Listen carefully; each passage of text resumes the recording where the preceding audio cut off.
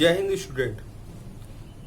चलिए आज हम लोग कोवैलेंट बॉन्ड पढ़ते हैं। पिछली दो वीडियो में हम लोगों ने पढ़ा था कि केमिकल बॉन्डिंग क्या है और केमिकल बॉन्डिंग के जो टाइप थे वो तीन टाइप के थे, एक इलेक्ट्रोवैलेंट बॉन्ड, दूसरा कोवैलेंट और तीसरा कोऑर्डिनेट।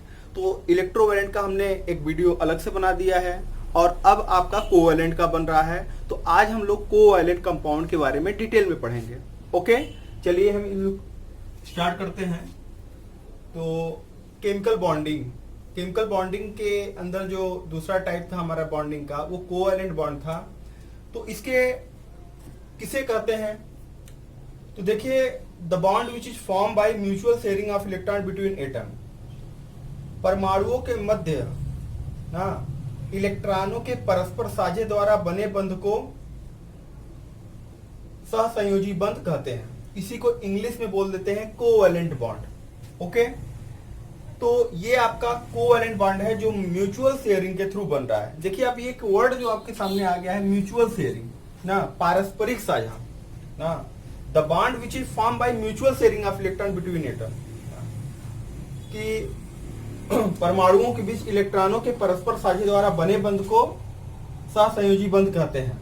म्यूचुअल शेयरिंग, देखिए म्यूचुअल शेयरिंग क्या होता है? जैसे दो एटम हैं, उन दो एटम में एक इलेक्ट्रॉन इसका एक इलेक्ट्रॉन इसका, दोनों का लेना देना हो रहा है, तो इसे बोलेंगे म्यूचुअल शेयरिंग।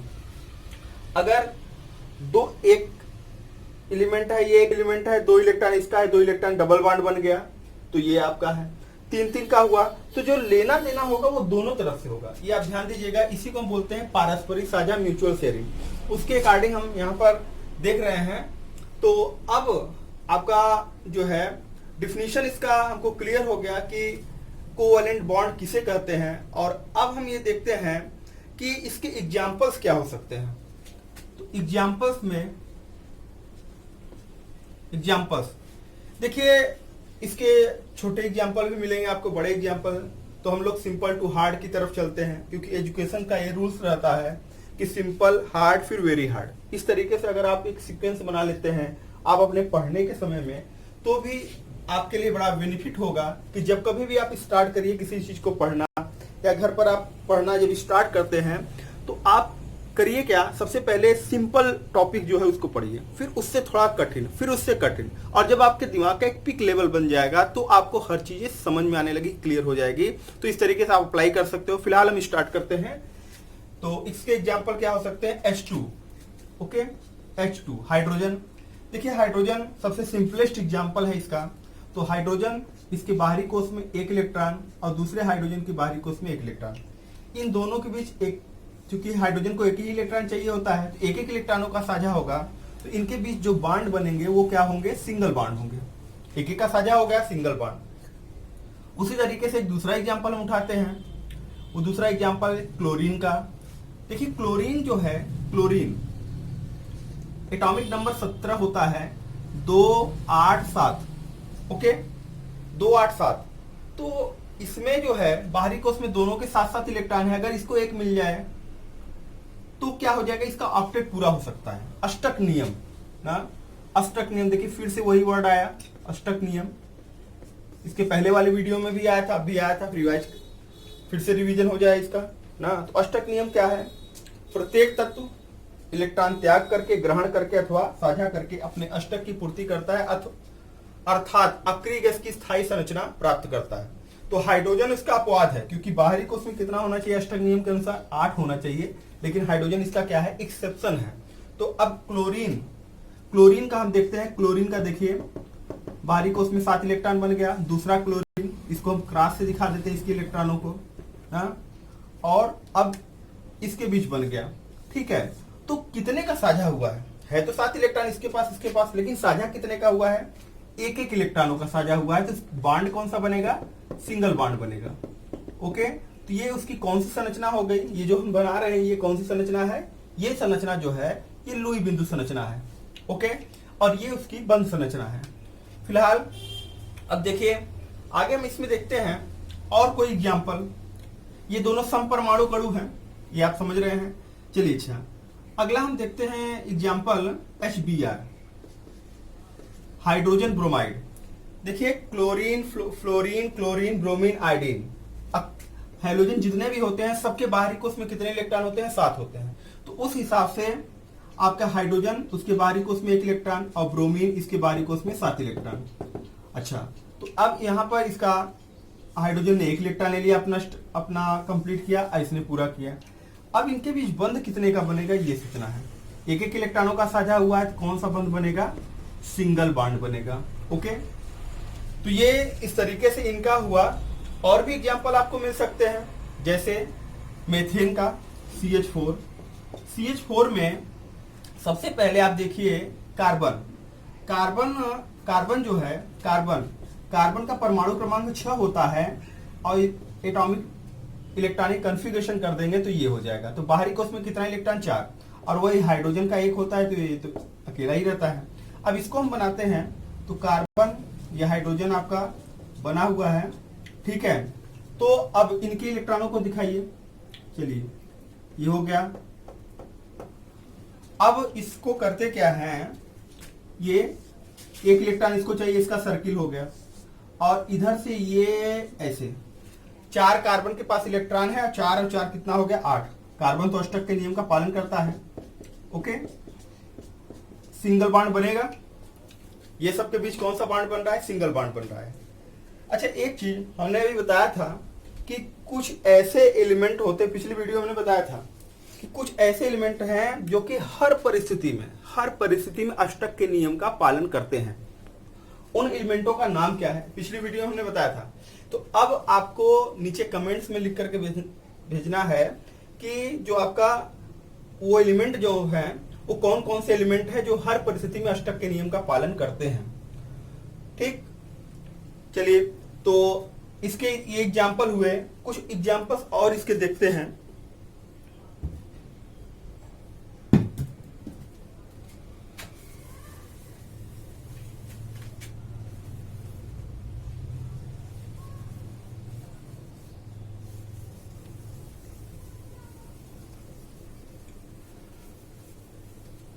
अभी आपने जो भी बनाया सब सिंगल बॉन्ड पर बनाया।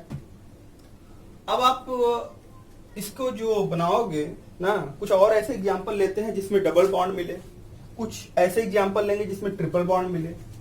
ओके, तो ये हमेशा ध्यान दीजिए कि अगर 1-1 इलेक्ट्रॉनों का साझा होगा तो सिंगल बॉन्ड होगा, 2-2 का साझा होगा डबल बॉन्ड होगा, 3-3 का साझा होगा ट्रिपल बॉन्ड होगा। ये तीनों कोवैलेंट बॉन्ड में होंगे।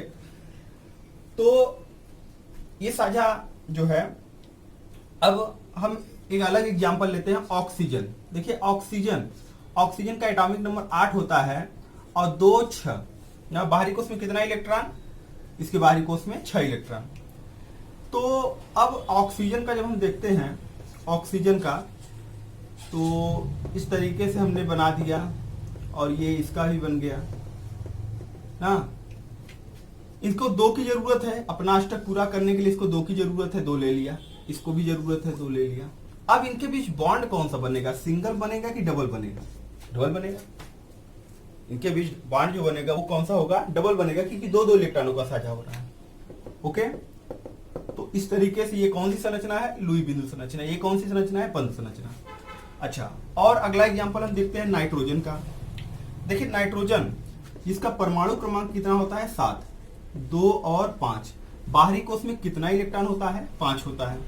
तो इसको कितने की जरूरत होगी? 8 होने के लिए कितने की जरूरत होगी? 5 और प्लस 3 8, यानी 3 की जरूरत है यहाँ पर। तो नाइट्रोजन और नाइट्रोजन ना, तो यहाँ देखिए ये आपका बना हुआ है, ये बना हुआ है 1 2 3 1 2। ठीक, अब ये क्या करेगा? ये हो गया और ये, तो साझा कितने का हो रहा है? 3-3 इलेक्ट्रॉनों का हो रहा है। तो बॉन्ड कितना बनेगा? ट्रिपल बॉन्ड बनेगा। बॉन्ड कौन सा बनेगा? ट्रिपल बॉन्ड बनेगा। उसके अलावा और बहुत से एग्जांपल आपको मिल सकते हैं इसके, जिसमें कि ये होगा। अब ये बात हुई कि ऐसे हम पहचान कैसे सकते हैं कि इसमें ये सहसंयोजी यौगिक है ना, सहसंयोजी बंध इसमें ही पाया जाएगा, ये हम कैसे पहचान सकते हैं?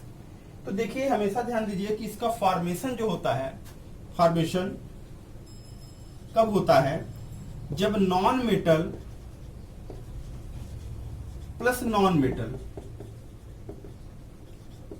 अधातु और प्लस अधातु मिलते हैं, अधातु प्लस अधातु मिलते हैं, तो हमारा क्या बनता है, तो सहसंयोजी बंध का निर्माण होता है। जब अधातु, जैसे ऑक्सीजन, ऑक्सीजन क्या है, अधातु।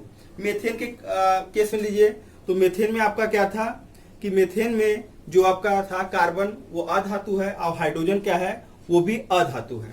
तो इस तरीके से अधातु अधातु मिलेगा तो क्या होगा, सहसंयोजी बंध। और एक धातु रहे, एक अधातु रहे तो वैद्युत संयोजी, इसके पहले वाले। ओके, तो फॉर्मेशन में आपका ये चीज हुआ ना। अब हम ये देखते हैं कि ये जो आप एग्जाम्पल आप पढ़ रहे हो, तो क्या इनके कोई और अलग नाम भी हो सकते हैं, कोई इनके अदर नेम, या ये जो नाम इनको दिया गया है, ये जो नाम दिया गया है सहसंयोजी बंध, तो आखिर ऐसा नाम क्यों दिया गया, उसका पीछे रीजन क्या है। तो इनका देखिए नाम जो है वह तीन है। एक है आपका सहसंयोजी बंध, एक सहसंयोजी बंध, और दूसरा क्या नाम है इनका, दूसरा है अनआयनिक बंध,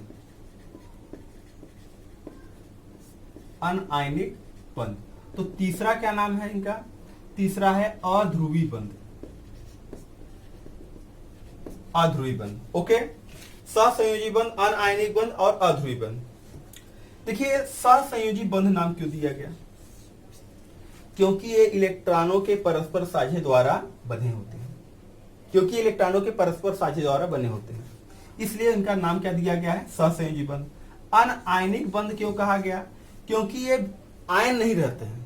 जैसे उसमें प्लस था, एक धनायन था, एक ऋणायन था, लेकिन यहाँ पर कोई आयन नहीं रहेगा, इसलिए इसे बोलेंगे अनआयनिक बंध। अध्रुवी बंध किसे कहते हैं, तो यहाँ पर इसके अदर नेम में सहसंयोजी बंध, अनआयनिक बंध और अध्रुवी बंध, ये चीजें हैं। तो इनके यौगिक जो हैं, वो यौगिक उनके नाम क्या हो सकते हैं, तो उनके यौगिकों के नाम है सहसंयोजी यौगिक और अध्रुवी यौगिक। अब आप एक क्वेश्चन आ गया कि सहसंयोजी यौगिक किसे कहते हैं। भाई नाम तो उससे रिलेटेड है, लेकिन हम ये देख रहे हैं कि उससे रिलेटेड, मतलब उससे जो है उसके क्वेश्चंस आए कि सहसंयोजी यौगिक किसे कहते हैं या अध्रुवी यौगिक किसे कहते हैं, दोनों एक ही चीज है। तो सहसंयोजी यौगिक किसे कहते हैं ना, what is covalent compound, that compound which contain covalent bond are called covalent compound। वे यौगिक जिनमें सहसंयोजी बंध उपस्थित होते हैं, पाए जाते हैं, उन्हें सहसंयोजी यौगिक कहते हैं, और उन्हें ही अध्रुवी यौगिक कहा जाता है। इस तरीके से उनके कंपाउंड के नेम हो गए ना। तो सहसंयोजी यौगिक किसे कहते हैं ये आपने देखा। अब देखिए, अब आप उसके जो सहसंयोजी यौगिक है, वो जो कंपाउंड है, उसका स्पेसिफिक कैरेक्टर क्या होगा। तो उसके स्पेसिफिक कैरेक्टर में सबसे पहले हम देखते हैं कि उसका निर्माण जो होता है, उसका जो निर्माण होता है वो किस तरीके से होता है। तो इसका निर्माण आपको पता है कि इलेक्ट्रॉनों के परस्पर साझे द्वारा होता है, इलेक्ट्रॉनों के परस्पर साझे द्वारा होता है। दूसरी चीज है कि इनकी प्रकृति क्या होती है, इनकी प्रकृति, नेचर कैसा होता है। ये जो सहसंयोजी यौगिक है ये किस प्रकृति के होते हैं, तो इनकी प्रकृति क्या होती है, देखिए अध्रुवी, अध्रुवी प्रकृति की होती है। अब आप आइए विलेयता पर। विलेयता आप देखेंगे तो विलेयता दो चीजों में देखी गई, जल में और कार्बनिक यौगिकों में। और जल जो होता है वो आपको पता है वो ध्रुवीय विलायक है, और कार्बनिक यौगिक अध्रुवी विलायक है। तो इसकी प्रकृति कैसी है, इसकी प्रकृति अध्रुवी है। तो आपको पता है कि समान प्रकृति का अगर कोई होगा तो उसकी विलेयता बढ़ेगी ना। समान प्रकृति का विलायक में क्या हो जाएगा, आपस में घुलेगा मिलेगा, लेकिन असमान प्रकृति हो जाए तो विलेयता क्या हो जाएगी, घट जाएगी ना। इस चीज को आप इस डायग्राम से समझ सकते हैं।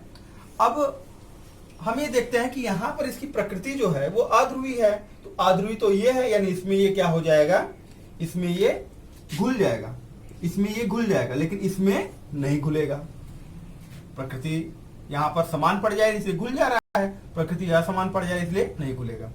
अब गलनांक और क्वथनांक, देखिए गलनांक क्वथनांक की बात करेंगे तो वैद्युत संयोजी यौगिकों का आपको पता है कि उच्च होता है, और इसका क्या होता है, सहसंयोजी यौगिकों का निम्न होता है। तो इसका गलनांक और क्वथनांक कैसा होता है, इसका गलनांक क्वथनांक वैद्युत संयोजी यौगिकों से कम और सहसंयोजी यौगिकों से अधिक होता है। इसके एकदम मिडिल का होता है ये ना, वैद्युत संयोजी यौगिकों से कम और सहसंयोजी यौगिकों से अधिक होता है।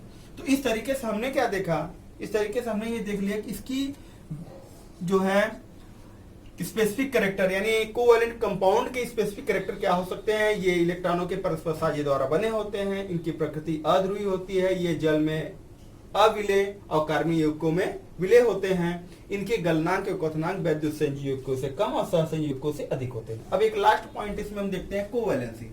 तो जो कोवैलेंसी होती है, कोवैलेंसी सहसंयोजकता, सहसंयोजी यौगिक जो संयोजकता प्रदर्शित करते हैं उसे हम बोलते हैं सहसंयोजकता। ओके, तो इस तरीके से आपने इसको जो है ये देख लिया कि इनके जो कोवैलेंट बॉन्ड के डिफिनीशंस क्या होंगे, उनके एग्जांपल्स क्या होंगे, अदर नेम क्या क्या हो सकते हैं, उसके कंपाउंड के कौन होंगे और उन कंपाउंडों के स्पेसिफिक कैरेक्टर क्या होंगे, साथ ही साथ सहसंयोजकता क्या होगी। ये सब चीजें आपने कोवैलेंट बॉन्ड के अंदर पढ़ लिया। तो आप इसको क्या करिए कि मैंने बताया कि इसको आप अगर आपको किसी टॉपिक में जितनी वीडियो बन रही है उसमें आप जो भी टॉपिक आपको मिल रहा है उस टॉपिक में सबसे पहले आप एक चीज क्लियर करिए कि जब आप वीडियो स्टार्ट करिए देखना तो शुरू से लेकर के लास्ट तक देखिए, एक चीज। और दूसरी चीज जो है कि आप जब एक बार आपको देखने में वो चीज क्लियर नहीं हुई ना, वो चीजें क्लियर नहीं हुई जो आपने देखा, तो उसको आप दोबारा देखिए, दूसरी बार में क्लियर नहीं 3 बार देखिए, 2-3 बार आप देखते देखते आपको एकदम 100% क्लियर हो जाएगा वो टॉपिक। ओके, तो इस तरीके से आपको ये पढ़ना है और हर वीडियो को आपको इसी तरीके से वॉच करके देखना है। आपको बीच में छोड़ देंगे तो आप उसको कंप्लीटली समझ नहीं पाएंगे। तो इस तरीके से आपको हर वीडियो को वॉच करना है, कंप्लीट वॉच करना है, शुरू से लेकर के लास्ट तक देखना है। और अगर इसमें फिर भी कोई कंफ्यूजन रहती है तो आप कमेंट्स में लिख करके भेजिए और उससे रिलेटेड जो भी उसके आंसर रहेंगे हम देंगे, या ज्यादा प्रॉब्लम होगी आपको तो उस पर एक नया वीडियो बना दिया जाएगा। तो इस तरीके से इस टॉपिक को कंप्लीट करते हैं। जय हिंद।